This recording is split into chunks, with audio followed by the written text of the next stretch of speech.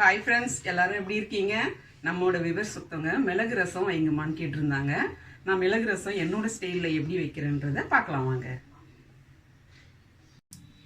இப்போது ரசத்துக்கு தேவையான பொருட்களை நம்ம பார்க்கலாம். இது ஒரு பல்லு பூண்டு இல்லை, இது ஒரு 10 பல்லு பூண்டு. இது அப்படியே தோலோடு இதில் போட்டுருங்க. ஒரு ஸ்பூன் அளவு மிளகு போட்டுக்கோங்க. 1.5 ஸ்பூன் அளவு ஜீரகம் போட்டுக்கோங்க. ஒரு 2 காஞ்ச மிளகா போட்டுக்கோங்க. இதை அப்படியே நம்ம கொரகொரப்பாக அரைச்சிக்கலாம். அடுத்து ரெடி பண்ணுறது பார்த்தீங்கன்னா, ஒரு எலுமிச்சம் அளவு புளி இதை போட்டுக்கோங்க. 2 நல்ல பழுத்த தக்காளி, இதையும் போட்டு நல்லா கரைச்சிக்கோங்க.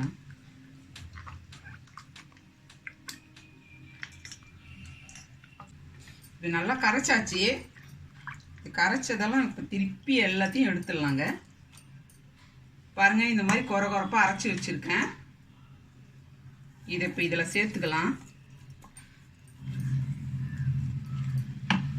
மழைன்னு அரைக்கக்கூடாது, கொரகொரப்பாக தான் இருக்கணும். அப்போ தான் நல்லா ரசம் நல்ல வாசனையாக டேஸ்ட் இருக்கும். கொஞ்சம் பெருங்காயத்தூள், கொஞ்சம் மஞ்சள் பொடி நல்லா மிக்ஸ் பண்ணிக்கலாம்.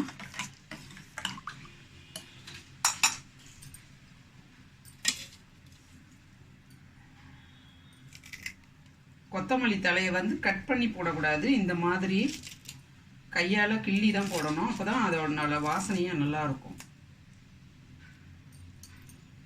எல்லாத்தையும் போட்டு ஒன்றா மிக்ஸ் பண்ணிக்கலாம்.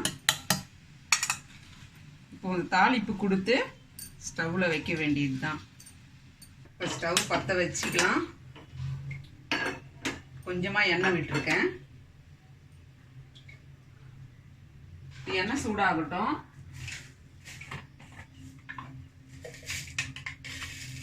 கொஞ்சம் கடுகு, காஞ்ச மிளகா, ஒரு 4 காஞ்ச மிளகா கிள்ளி போட்டுக்கலாம்.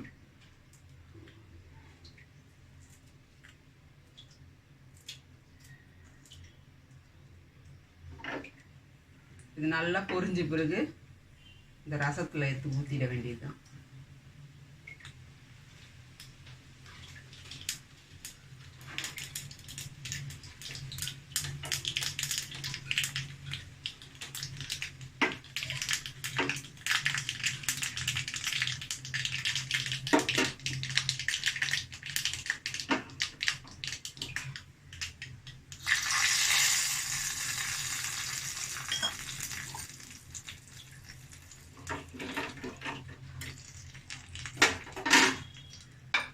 ஒரு ஸ்பூன் அளவு உப்பு போட்டுக்கலாம். இங்கே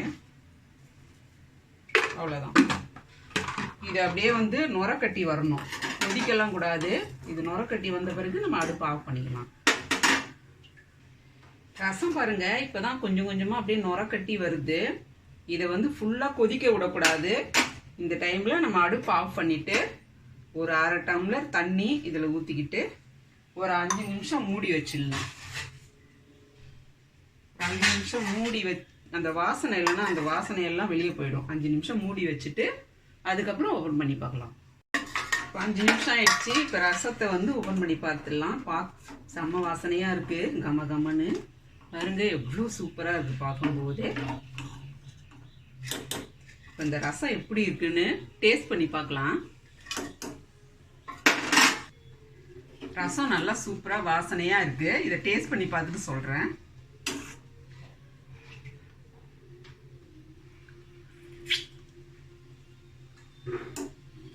சூப்பராக இருக்குங்க.